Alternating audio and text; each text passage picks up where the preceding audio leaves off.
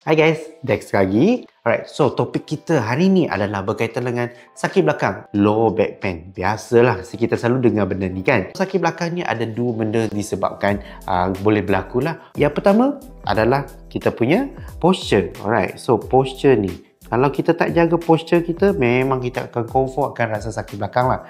Terutama kalau kita dekat office, kalau kita duduk macam slouch ni, memang confirm akan rasa sakit belakang lah. Right, yang kedua adalah berkaitan dengan berat badan. Okay, so kalau ada sakit belakang tu, berat badan mesti kurangkan. Dengan kurangkan berat badan, kita punya weight distribution akan lebih bagus lah. Right. Cara-cara kita untuk atasi problem sakit low back pain ni adalah kita boleh pakai ubat, alright, ubat-ubat ataupun krim.